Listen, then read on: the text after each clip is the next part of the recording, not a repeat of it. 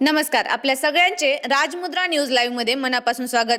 महापालिका निवडणुकी संदर्भात आपण राजमुद्रा न्यूज लाईव्हच्या समाज मुद्रा या विशेष सदरात आपल्या प्रभागातील प्रश्न आणि त्या प्रश्नांवर उमेदवार कोणत्या प्रकारचे निराकरण करणार आहेत या विविध गोष्टींवर चर्चा करणार आहोत. आज आपण प्रभाग क्रमांक 9च्या शिंदे सेनेच्या अधिकृत उमेदवार नंदाबाई नवनाथराव भालेराव यांचे प्रतिनिधी अनिल भालेराव सर यांच्याशी चर्चा करणार आहोत. नमस्कार सर. नमस्कार मॅडम. सर, आम्हाला तुम्ही आतापर्यंतचे आपले सामाजिक कार्य काय आहेत त्याबद्दल थोडीशी माहिती द्या. ओके मॅडम, तसं सांगायचं झालं तर आपले सामाजिक कार्य हे आजपासूनचे नाही आहे, तर जवळपास आज प्रभाग क्रमांक 9च म्हणून नाही तर आज नांदेडमध्ये आपण 9 वर्षापासून हे सामाजिक कार्य करतो. जसं की तुम्ही बघत आला असाल तर आपल्याला 2020 आणि 21च्या दरम्यान आपल्याला कोविड ही महामारी आली होती. त्या कोविड या महामारीमध्ये प्रभागामध्ये आपण रोज सकाळी 500 डब्यांचं नियोजन, त्याच्यानंतर संध्याकाळी 500 डब्याचं नियोजन करणं, प्रत्येक हॉस्पिटलमध्ये जाऊन तो टिफिन पोहोचणं, त्याच्यानंतर पेशंटला काय लागतं काय नाही, कुठल्या पदार्थ पाहिजे त्यांना, हे डॉक्टरशी सल्ला घेऊन त्या सल्ल्यानुसार आपण त्यांना डबे पोहोचवलेले आहेत. तसं त्याच्यानंतर कुठल्याही महापुरुषाची जयंती असू द्या, त्या महापुरुषाच्या जयंतीला सुद्धा आपण अन्नदान वाटप करतो. तसं डॉक्टर बाबासाहेब आंबेडकर असू द्या किंवा छत्रपती शिवाजी महाराज असू द्या किंवा रामनवमीचा असू द्या, हा प्रत्येक धार्मिक कार्याला सुद्धा आपण अन्नदान वाटप करतो. त्याच्यानंतर तुम्ही बघायला झालं तर आज सामाजिक कार्याचा उल्लेख जर काढायला बघलं तर मॅडम आपल्याला खूप वेळ कमी पडेल. आज एक साहजिक आहे की आता एक निवडणुकीच्या आहे त्या अनुषंगाने मी तुम्हाला बोलत नाही आहे. सो आपण 9 वर्षामध्ये काय कामं केलीत हे जर सांगायला गेलं तर आपल्याला खूप टाइम कमी पडेल. कारण जसं आता एक रिसंटची गोष्ट झाली होती बघा, विष्णुपुरून येणारा पाईपलाईन बंद झाली होती. त्या पाईपलाईन बंद झाली तर जो नळाच्या पाण्यावर अवलंबून आहेत लोक, त्यांच्या घरामध्ये 8-8 दिवस झालं पाणी नव्हतं कुठल्याही याच्यामध्ये. सो प्रभाग क्रमांक 9 मध्ये कुठलेही नगरसेवक असू द्या, तो नगरसेवक विचारायला आला नाही की काही बोलायला आला नाही. त्यांना 9 दिवस टँकरनं 8 ते 9 दिवस पाणी नव्हतं त्यांच्या घरी, तर आपल्या थ्रू आपण 25 टँकर हे सकाळ संध्याकाळ त्यांना प्रत्येक गल्लीमध्ये जाऊन त्यांच्या घरापर्यंत, काकू पाणी आले, पाणी घ्या. 8 दिवस झालं पाणी नव्हतं कुठल्या येणं, आपण स्वतःच्या स्वखर्चातून टँकर लावून पाणी पुरवठा केला प्रत्येक प्रभागामध्ये. नक्की सर, खूप छान उपक्रम होते आपले. तर सर, यासोबतच अजून कोणत्या कोणत्या समस्या आपल्याला जाणवतात आपल्या प्रभागामध्ये ज्याकडे आपल्याला लक्ष दिलं गरजेचं आहे असं आपल्याला वाटतं? सर्वात मोठी समस्या बघा, तुम्ही आता बघितलं की मागील 2 महिन्याखाली पाण्याचा महापूर आला होता आपल्या याच्यामध्ये. तर पाण्याच्या महापुरामध्ये जर आपलं नियोजन व्यवस्थित असलं असतं तर लोकांच्या घरापर्यंत पाणी गेलं नसतं कुठल्याही पद्धतीनं. आज तुम्ही बघितलं तर लोकांच्या घरामध्ये गुडघ्या एवढं पाणी साचलेलं होतं प्रत्येकाच्या घरामध्ये. आज बघितलं तुम्ही ड्रेनेजमध्ये बघा, कुठलीच ड्रेनेज लाईन एकमेकांना जोडलेली नाही आहे, ती ड्रेनेज लाईन सरळ नालीमध्ये सोडलेली आहे. तुम्ही आज प्रभाग क्रमांक 9 मध्ये बघा, तुम्ही अक्षरशः तुम्ही जर एखादा तुम्ही जर तिथं जाऊन जर बाईट वगैरे घेतला तर तुम्हाला लोकांच्या ह्याच समस्या जाणवतील की बाबा आमच्या घरामध्ये ड्रेनेजचं पाणी येतं, आमच्या घरामध्ये मच्छराचं पूर्ण रात्री बेरात्री मच्छराचं पूर्ण सावट चाललेलं असतं, लहान लेकरं आहेत ते आहेत, कुठली फवारणी होत नाही. त्याच्यानंतर तुम्ही बघितलं तर वार्डामध्ये पतदिव्याचं पूर्ण अंधार असतो. ह्या भरपूर काही अशा समस्या आहेत लोकांच्या, जो आपल्याला पुढे चालून जर आपल्याला संधी दिली तर आपण ते समस्या सॉल्व्ह करू शकतो लोकांच्या.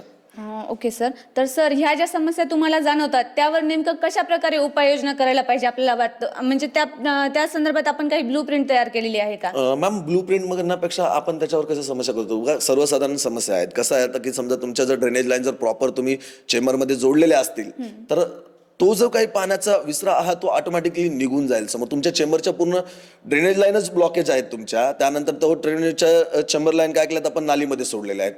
आजकाल नालीमध्ये सोडलं तर जागोजाग कचरा जमा होतो, हे करतो त्या करतो, त्या नाली तुंबलेल्या आहेत पूर्ण, तो पाणी समोर जाणार नाही.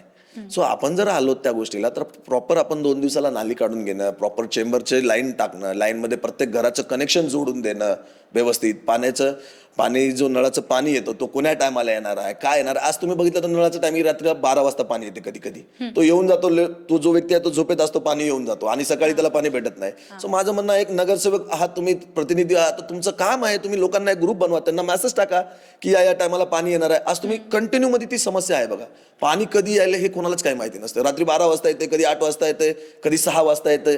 सो लोकप्रतिनिधी हा तर तुमचं काम आहे, तो त्यांना सांगा ना तुम्ही टाइम, तुम्ही ग्रुप बनवा. मी म्हणत नाही की तुम्हाला कोणाला कॉल करून सांगा, एक ग्रुप बनवा व्हॉट्सअपचा, सोशल मीडियामध्ये भरपूर लोक आहेत कनेक्टेड आहेत, तुमच्या प्रत्येक घरामधले एक माणूस कनेक्टेड आहे. तुम्ही जर एक मेसेज टाकला की बाबा ठीक आहे आजचं पाणी 7 वाजता येणार किंवा आज पाणी येणार नाही, सो लोकांची ती परेशानी दूर होईल. त्याच्यानंतर तुम्ही समजा ठीक आहे पाण्याचा महापूर आला, तुम्ही नगरपालिकेच्या लोकांना बोलवा, जिथं जिथं पाणी तुंबलेलं आहे तिथलं काढून द्या, लोकांच्या घरामध्ये पाणी घुसणार नाही.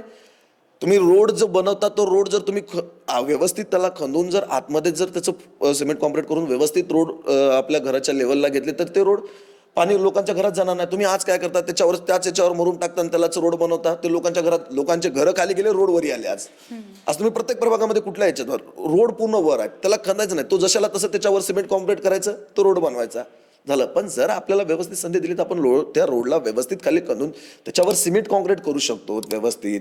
लोक का तर लोकांच्या घरात पाणी नाही जायला पाहिजे ते, त्याच्यानंतर ड्रेनेजची जी पाईपलाईन आहे ती व्यवस्थित चेंबरला जोडू शकतो.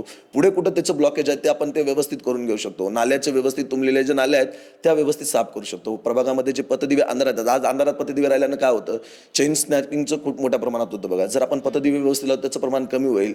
प्रभागामध्ये 2-3 जागी लावता ना तुम्ही, प्रतिनिधी सीसीटीव्ही लावा 2-3 जागी, काय प्रॉब्लेम आहे, तुमचं चोरी डकती जो आहे तो प्रकार कमी होईल. वार्डामध्ये जे गैरव्यवहार आहेत ते कमी होतील. आज बघा तुम्ही जागोजाग मटका झालं, त्याच्यानंतर दारूचे व्यवसाय, ह्या गोष्टी बऱ्याच वाढलेल्या आहेत. त्या गोष्टी होणार नाहीत, तुमचं पर्सनली लक्ष राहील त्या गोष्टीमध्ये. लोकांच्या अपेक्षा काय आहेत तो तेवढ्याच आहेत, वेळेवर पाणी द्या, ड्रेनेज लाईन तुंबू नका. आम्हाला काय कुठल्या अपेक्षा नाही आहेत कुठल्याच प्रभागातून कोणाच जनतेला, कॉमन अपेक्षा आहेत सगळ्या त्या.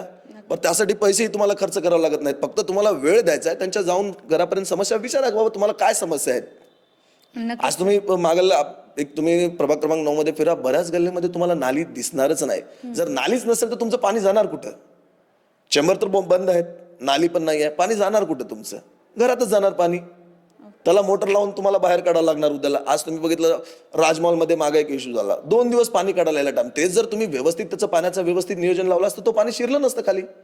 सो प्रत्येक म्हणजे सांगण्याचं एक तात्पर्य की राजमॉल हे आपल्या प्रभागामध्ये येतं आणि असं प्रत्येक घरामध्ये तुम्ही विष्णुनगरचा परिवार, विष्णुनगरच्या भागात जा, लोकांच्या घरामध्ये कमरा उडालं पाणी होतं तिथे, तर लोकांना खूप परेशान झाले. सो आपण जर आपल्याला प्रभाग क्रमांक 9च्या जनतेने जर आपल्याला साथ दिली, जर आपण कदाचित त्यांना आपल्याला प्रतिनिधी म्हणून निवडून जर आणलं तर त्या समस्या येणार नाहीत. आपण त्या समस्याला कसं समोर जाऊ त्यावर आपण चांगल्या प्रकारे वर्क करू शकतो. नक्कीच सर, म्हणजे जनतेला वेळ दिला तर खूप काही समस्या सॉल्व्ह करू शकतो आपण त्यांच्या समस्या. कारण आज आपण त्या समस्या डोळ्यानं बघितलेल्या आहेत, आपण तिथूनच वर आलेलो आहोत. असं नाही की आपण गाडीमध्ये घेऊन किंवा मोठे घरं बांधून फिरणार आहोत. आप जनतेचं सेवक म्हणून आपण आज बघितलं, माझ्याच घरात स्वतः पाणी साचलेलं आहे. तुम्हाला माहिती आहे काय त्रास होतो तो. नक्की सर. तर सर यासोबतच अजून काही समस्या आहेत जनतेच्या, म्हणजे शिक्षणासंदर्भात असो, आरोग्य किंवा महिलांच्या सुरक्षेसंदर्भात असो, या समस्या ज्या आहेत या संदर्भात आपल्या काय उपाययोजना असतील? तुम्ही जसं चांगला मुद्दा उचलला तुम्ही, की जसं बघितलं तुम्ही की महिलांच्या सुरक्षा बघूया. आज जो प्रभाग क्रमांक 9 आहे हा शैक्षणिक म्हणजे शैक्षणिक विद्यार्थ्यांचा राहण्यासाठीचा एक प्रभाग क्रमांक 9 म्हणून ओळखला जातो. जसं तुम्ही शाळा कॉलेजेस बघितलं, यशवंत कॉलेज बघितलं, पॉलिटेक्निक कॉलेज बघितलं, IIBचं ट्युशन बघितलं, हे सर्व आपल्या प्रभाग क्रमांक 9च्या अंतर्गत येतात, जवळपास येतात. पण तिथल्या बऱ्याच मुलं आपल्या प्रभागामध्ये राहतात, त्यांना गाडीवर कट मारणं ह्या गोष्टी होतात. तर माझी एक इच्छा असते की तुम्ही एक पोलीस चौकी द्या ना तिथं. तुम्ही प्रतिनिधी आहे म्हणून तुम्ही त्यांना मागणी करू शकता की साहेब एक पोलीस चौकी टाका आमच्या प्रभागामध्ये. बाहेरून आलेले विद्यार्थी शिकायला राहतात, त्यांना समजा कुठला मुलगा काय बोललं, त्याच्यानंतर तुम्ही बघितलं असेल की चेन स्नॅचिंग होते, एक पोलीस चौकी दिली तर तिथे तो प्रकार होणार नाही. किंवा CCTV लावा तुम्ही. हे मी जर आज आम्हाला जर प्रतिनिधी म्हणून त्यांनी जर निवडून दिलं तर माझी एक हे राहील की बाबा प्रत्येक प्रभागामध्ये प्रत्येक गल्लीमध्ये 2 CCTV लावणे, एक प्रभागामध्ये एक पोलीस चौकी उभारणे, त्यामध्ये ह्या सगळ्या गोष्टी आपण महिलाच्या रक्षणासाठी करू शकतो. तिथे राहिला विषय आरोग्याचा विषय जर तुम्ही बघितलं तर माझं म्हणणं, पहिले बघा तुम्ही अगोदर 8 दिवसाला 10 दिवसाला फवारणी होती. आज तुम्ही येते का बघा, नाही येत. आज कुठलीच फवारणी होत नाही आहे. डेंग्यूचं प्रमाण किती वाढलेलं आहे आज गोष्टीला. कुठली फवारणी येत नाही आहे, कोणी विचारायला येत नाही आहे काय चाललंय काय नाही. आज नगरसेवक आले पाया पडायला की झालं, डायरेक्ट पुढच्या वर्षी 5 वर्षाला दिसतात तुम्हाला. पुन्हा इलेक्शन लागले की तुम्हाला दिसतील. आज 8 वर्ष झाले नगरपालिकाहून. 8 वर्षामध्ये तुम्ही जाऊन विचारा प्रभागाच्या प्रतिनिधीला की बाबा तुम्ही खरंच त्या लोकांच्या समस्या विचारल्या का त्यांच्या घरी जाऊन. जेव्हा पाणी पडलं त्यावेळेस त्यांच्या घरामध्ये गेल्या का, दाखवा म्हणा, सांगा त्यांना, फोटोज व्हिडिओ दाखवा त्या गोष्टीचे. नक्कीच सर, आहेत खूप समस्या ज्या नगरसेवकांनी सोडवायला पाहिजेत, त्या नाही सोडवल्या गेल्या नाहीत. आज प्रभागामध्ये जेव्हा पाण्याचा विषय एवढा मोठा इश्यू होता की ऍक्च्युली खरंच लोकांना पाणी प्यायला नव्हतं त्यावेळेस 8 दिवस. पण लोकांच्या अपेक्षा होत्या. आजही लोक प्रभाग क्रमांक 9 मध्ये जा, आजही सुनील भाऊचं लोक नाव काढतात की रात्री 2 वाजता येऊन या माणसानं दार वाजून आम्हाला पाणी दिलं. सो हे काम प्रतिनिधीचं होतं ना की त्याचं काम होतं. ह्या जर समस्या आल्या नसत्या तर आम्हाला निवडणूक लढवायची गरजच पडली नसती. हो, आम्हाला देवानं चांगलं दिलेलं आहे, आम्ही त्याच्यामध्ये खुश आहोत. आम्हाला कधी पैसे कमवायचे म्हणून आम्ही त्याच्यामध्ये पडलो नाही. कुठेतरी एक समाजाचं देणं लागतं, बस चला ठीक आहे, आपल्याला त्या गोष्टी लढवायच्या आहेत, आपल्याला समाजाचं काहीतरी करायचं आहे म्हणून आपण त्या गोष्टीमध्ये पडलो. नक्कीच सर. तर सर यासोबतच आता अशी इच्छुक उमेदवारांमध्ये चर्चा आहे की 50-50 लाख रुपये दिले की भाजपने त्यांना तिकीट दिलं. म्हणजे ह्या संदर्भातल्या चर्चा इच्छुक उमेदवारांच्या आहेत. तर काही इच्छुक उमेदवारांनी पक्ष बदलून घेतला की नाराजी आहे त्यांची भाजपवर म्हणून पक्ष बदलून घेतला. तर त्या संदर्भात आपलं काय मत आहे? मॅम, तुम्ही जे बोलताय ते पैशाचं ते बऱ्यापैकी ते खरं असू शकते, कारण माझ्या भावाबद्दल ती गोष्ट घडली. माझ्या भावानं आज 15 वर्ष झालं बीजेपी मध्ये काम करतोय. तो 2007 पासून बीजेपी मध्ये 7 ते 8च्या कालावधीमध्ये दिलीप भाऊ सोबत त्यानं पक्षप्रवेश केलेला होता. बीजेपी मध्ये 2011च्या दरम्यान त्यानं पक्षप्रवेश केला. तेव्हापासून तो बीजेपी मध्ये काम करतो. ज्यावेळेस बीजेपीचा नांदेडमध्ये आमदार खासदार नव्हते त्यावेळेपासून तो बीजेपीचं काम करतो. आजच्या घडीला त्याचं काम काय होतं की त्याला तिकीट देणं एक साहजिक गोष्ट होती. आज बीजेपीनं काय केलं की बाहेरून लोक आणले, पैशावाले लोकांना बघितलं बाहेरून बीजेपीनं, त्यांना तिकीट दिले. जो माणूस आज 4 महिन्याखाली बीजेपीमध्ये पक्षामध्ये येतो त्यांना तिकीट दिले पण यांना दिले नाही. अहो, का दिले नाही? यांनी तर पक्षासाठी खूप काही गोष्टी केल्या. तुमची लोकसभेची निवडणूक असू द्या, तुमची विधानसभेची निवडणूक असू द्या, तुमची नगरपालिकेची निवडणूक. आज सुनीलनं प्रत्येक याच्यामध्ये तुम्हाला सहकार्य केलं. 2017ला सुद्धा सुनीलनं तिकीटाची मागणी केली होती. त्यावेळेस सुनीलला दिलं, सांगितलं की बाबा तू बस यावेळेस, तुला पुढच्या वेळेस आपण ट्राय करूया.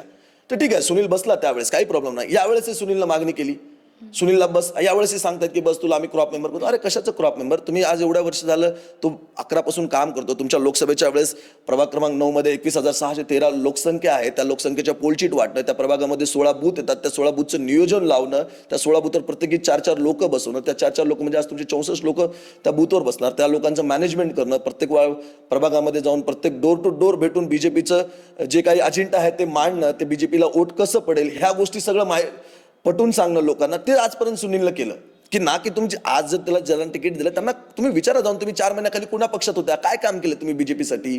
जे काम सुनील केलं ते तुम्हाला मांडायला गेलं तुम्हाला 1 घंटा लागणार नाही. 1 घंटाच्या वर किती, 1 घंटाच्या जागी 2 घंटे लागू शकतात, कारण एवढं काम केलेलं आहे त्यानं. आज सीएम चषक म्हणून एक देवेंद्र फडणवीस साहेबांनी एक योजना राबवली होती, सीएम चषक. ती योजना विचारा ना, त्या योजनेबद्दल काही माहिती आहे का? जो काही उमेदवार दिला ना आज त्यांना विचारा, त्यांना माहिती आहे का म्हणून. ती योजना सुनीलनं प्रत्येक गावामध्ये जाऊन राबवली. नांदेड जिल्ह्याच्या अंतर्गत काही गावं येतात, ती योजना सुनीलनं जाऊन राबवली तिथं. मग ह्या गोष्टी आज विचारात घ्यायला पाहिजे होते की नाही बीजेने, की बाबा एक तळागाळातला कार्यकर्ता आहे तो, ठीक आहे पैशानं नाही आहे मोठा, पण त्याचा जनसंपर्क चांगला आहे ना. आज त्यांना द्यायला पाहिजे होतं तुम्ही, त्यांना नाही दिलं. त्यांनी काय केलं, पैशाने देऊन दुसऱ्याला तिकीट देऊन टाकलं. आज अहो त्यानं प्रत्येक वार्डामध्ये फिरला, लोकसभेला. आज संतोषराव हंबर्डे साहेबाचं त्यानं काम केलं. प्रतापवाडी चिखलीकर जेव्हा बीजेपीत होते त्यांचं काम केलं त्यानं लोकसभेला. हंबर्डे साहेबाचं काम केलं. त्याच्या अगोदरही अशोकराव चव्हाण साहेब आले त्यावेळेसही त्यांनी काम केलं. मग आज त्याला संधी भेटायला पाहिजे होती, नाही भेटली त्याला संधी, तो नाराज झाला. आणि त्यामुळेच आम्हाला एकनाथ शिंदे साहेबांच्या पक्षामध्ये आम्हाला प्रवेश करावा लागला. बालाजी कल्याणकर यांच्या नेतृत्वावर विश्वास ठेवून आम्ही त्यामध्ये पक्षप्रवेश केला. Okay sir. आणि त्यांच्याच याच्यावर आपण उमेदवारी निवडणूक लढवतो. Okay sir. तर सर यासोबतच आपण आताच बोललात की काही नगरसेवक एकदा इलेक्शनच्या वेळेस आले की पुढच्या वेळेस 5 वर्षांनी इलेक्शनलाच येतात आणि ज्या घोषणा ते आत्ता देतात किंवा जी आश्वासने आत्ता देतात ते पूर्ण होत नाहीत नागरिकांच्या. तर ही परिस्थिती का निर्माण होते, आपल्याला काय वाटतं? जसं तुम्ही विचारलं, तुम्ही तो क्वेश्चन बघा. तुम्ही आज जो नगरसेवक केला आपल्या उभा टाकलेला आहे 2-3 मध्ये, ते ऑब्व्हियसली मागच्या वेळेस तेच नगरसेवक होते. जर त्यांनी व्यवस्थित काम केलं असतं तर आज ही वेळ चालली नसती ना. आमच्यासारखे उमेदवार तयारच झाले नसते आज. तुम्ही जर व्यवस्थित काम केलं असतं तर तुम्हाला एवढे पैसे द्यायची गरज पडली नसती. लोकांनी तुम्हाला स्वतःहून सांगितलं असतं की भाऊ तू निवडणूक लढ, आम्ही तुझ्या पाठीशी आहे. तुम्हाला रात्री 2 वाजता पाणी दिलं, तू रात्री माझ्या घरात पाणी येऊ दिलं नाहीस, तू पाणी आल्यावर माझ्या घरात येऊन मला विचारलंस की का पाणी आलं, कुठं पाणी आलं, मी करतो सॉल्व. हे जर तुम्ही विचारलं असतं तर आमच्यासारख्याला उभा टाकायची वेळ पडली नसती आज. माझ्या भावाला जो आज काही केलं, जो कुठलं पद नसताना त्यानं लोकांच्या घरात जाऊन विचारलं की बाबा पाणी साचलं, ठीक आहे काकू माझ्याच्यानं जेवढं होतं तेवढं मी करतो, ठीक आहे. पाणी वाटलं, जेवढं माझ्या घरी ट्रान्सपोर्टचा व्यवसाय आहे तो ट्रान्सपोर्टच्या व्यवसाय माझ्या स्वतःच्या गाड्या लावून त्यानं 5,000 लिटरच्या टाक्या टाकून त्यानं प्रत्येक घरात पाणी नेऊन दिलं. हे जर प्रतिनिधीनं केलं असतं तर आज याची गरज पडली असती का? नाही पडली असती. आणि ते कुठेतरी नाही झालं म्हणून आज आपल्याला निवडणुकीमध्ये लढावं लागतं. तर सर यासोबतच आपल्या प्रभागातील सगळ्यात मोठी समस्या काय आहे आपल्याला वाटते आणि त्यावर नेमका तोडगा कसा काढता येईल? मॅम, तसं पाहायला गेलं तर सर्वात मोठी समस्या ही निजामी कालीनपासून चाललेली आजदुलाबाद समितीची, ती त्या समस्यावर ऑलरेडी तोडगा निघालेला आहे. आणि जे आपले उत्तरचे जे आमदार आहेत, आमदार बालाजी कल्याणकर साहेब, त्यांनी ऑलरेडी या समस्यावर तोडगा काढलेला आहे. जो निजामी कालीपासून जो मगनपुरा, बसंतनगर, बाबानगर या लोकवस्तीवर एक कर आकारला जात होता, जो 50% कर होता, तो बालाजी कल्याणकर साहेबांनी तो कर कमी करून 5% आणला. आणि आजची ही माहिती आहे की तो 5%वरचा करही 0% आलेला आहे. तो ह्या समस्यावर ऑलरेडी पूर्णपणे सोल्युशन निघालेलं आहे. आणि ती जो काही कर होता तो आम्हाला माफ झालेला आहे पूर्णपैकी. ओके, खूप छान सर. सर, या निवडणुकीमध्ये जे मतदार आता मतदान करणार आहेत त्यांना तुम्ही काय आवाहन कराल? हे बघा, आमचं म्हणणं कसं आहे की मॅडम, तुम्ही फक्त उमेदवार असा बघा की जो तुमच्या अडीअडचणीमध्ये अर्ध्या रात्री तुम्हाला धावून येऊ शकतो. तुमचा एका फोन कॉलवर तुम्हाला तो कॉल रिसीव्ह करू शकतो. त्याच्यानंतर तुम्हाला प्रभागामध्ये त्याचं घर कुठं आहे हे माहिती असणं पाहिजे. तुम्हाला त्याच्या घरापर्यंत तुम्ही डायरेक्टली गेलं पाहिजे, ना की तुम्हाला त्याच्या गेटावर जाऊन उभं टाकायची वेळ पडली पाहिजे. आज तुम्ही प्रभाग क्रमांकमध्ये 9 जण तुम्ही एखादा सर्वे करा, तर सुनीलचं घर कुठं आहे? सुनीलचं घर प्रत्येकाच्या माहिती आहे की सुनीलचं घर हे मगनपुरामध्ये राहतो. सुनील प्रभाग क्रमांक 9 मध्ये सुनीलचं ऑफिस आहे. सुनील फिरतो तिथं प्रभाग क्रमांक 9 मध्ये. तुम्ही असं नाही की तुम्हाला सुनीलच्या घरापाशी गेलं की तुम्हाला थांबायचा वेळ पडेल. सुनील हा जनतेतला माणूस आहे, जनतेत काम केलेला आहे. प्रत्येकाच्या घरी जाऊन तो बीजेपीच्या पोलचीट वाटणारा माणूस आहे. आज सामाजिक कार्य म्हणजे तळागाळातला कार्यकर्ता आहे. सो त्याला तुम्हाला वेट करायची किंवा फोन न उचलण्याची वाट बघायची नाही. तो तुमच्या घरापर्यंत येणारा कार्यकर्ता आहे. मी अनिल नवनाथराव भालेराव, माझी आई सो नंदाबाई नवनाथराव भालेराव ह्या इलेक्शन सर्वसाधारण महिलेकडून निवडणूक लढवत आहेत धनुष्यबाण या चिन्हावरती, आणि त्यांचं प्रतिनिधित्व सुनील नवनाथराव भालेराव करत आहेत. सो त्याचबरोबर आमचे अजून 3 उमेदवार आहेत प्रभागामध्ये. प्रभाग क्रमांक 9 मध्ये काशाबाई तुळशीराम गायकवाड, त्याच्यानंतर संतोष मादनवाड साहेब आणि विलास दादा भोसले, हे 4ही उमेदवार आपले धनुष्यबाण या चिन्हावर निवडणूक लढवत आहेत. तर त्या 4ही उमेदवाराला आपण धनुष्यबाण चिन्हासमोरील बटन दाबून विजयी करायचं आहे. सो मी एवढंच आवाहन करेल की सर्वांना जनतेना की धनुष्यबाणाच्या समोरील बटन दाबून त्यांना विजयी करायचं आहे. नक्कीच सर. धन्यवाद सर, आपण आम्हाला वेळ दिलात. धन्यवाद मॅडम. तर हे होते अनिल भालेराव, ज्यांनी आपल्या प्रभागातील समस्या आपल्याला सांगितल्या आणि त्या समस्यावर काय निराकरण करणार आहेत हे देखील आपल्याला सांगितलं. तुमच्या प्रभागातील समस्या नेमक्या काय आहेत आम्हाला कमेंट करून नक्की सांगा, आणि तुमच्या प्रभागातील मागील नगरसेवकाला आपण 10 पैकी किती गुण द्याल हे देखील आम्हाला कळवा. तोपर्यंत पाहत रहा राजमुद्रा न्यूज लाईव्ह. धन्यवाद.